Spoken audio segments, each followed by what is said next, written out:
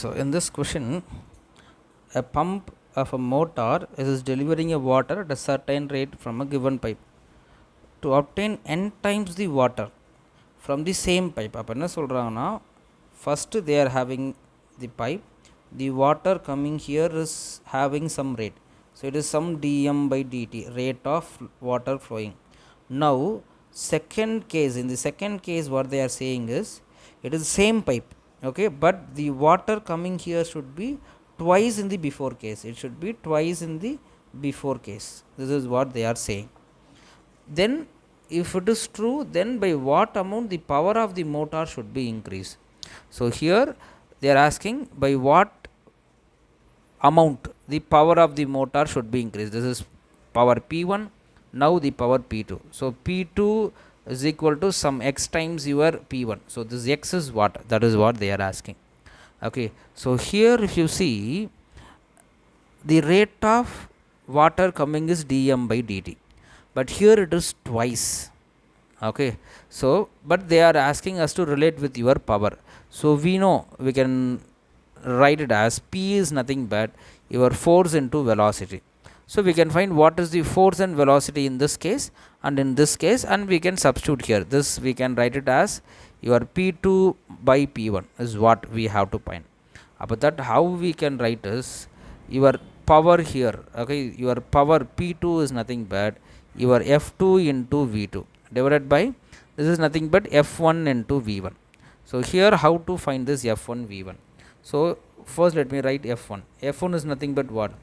Dp by dt, rate of change of momentum. Here your velocity is going to be constant, so I can write v into dm by dt. But in the second case, your f2 is nothing but what? Your here I can write v1. Here it is nothing but v2 into dm by dt in the second case. In the second case they are saying it is twice. Okay, it should be twice. Am I right? Sorry, it should be n times. Oh, by mistake I made twice. It should be n times. So here this is v2 into your n times. Okay, it is nothing but n times dm by dt in the first case. This is what given.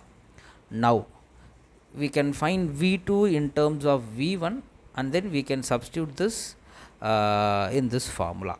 Okay, so what can be the relation here? Your rate of water coming per second, mass of the water coming per second, okay, per 1 second, how much it will be? It is nothing but mass is nothing but density into volume. So here volume is nothing but area into velocity. Okay, for 1 second, how I am writing area into velocity? Here if I have a pipe, okay, here if I have a pipe, the water is flowing here with velocity v. In 1 second, how much distance it will travel? So your distance is nothing but velocity into time. If it is 1 second, I wrote 1 second, your x will be equal to v. Area into height, area into distance is nothing but volume. So distance I can write it as velocity. Because of this I am writing rho a v. This we will discuss in depth in fluid chapters. In 1 second it is rho a v. Correct? So in the first case if I write, this is what this. In your second case, dm by dt per second, how much it will be? In the first case also same water is flowing, so rho remains constant, and same pipe area also remains constant, but your volume becomes, that is the mass of the water becomes n times. Okay, in the second case I can write as n times rho a v2. This is v1. But what is the relation we are getting between v1 and v2? Here we can say your v2 should be your n times your v1. Okay, this is what the condition, then only it is possible. Okay, so if it is true, here I can write v2 as n times v1. Here I can write this is n times v1, and here I have n dm by dt. So this is nothing but n square v1 dm by dt. So this we can substitute here in this formula. F2 is what? N square v1. Let me erase this. This is not needed now. Dm by dt. Already I have another v2 here. This v2 is nothing but again I can write n into v1 whole divided by f1 is what?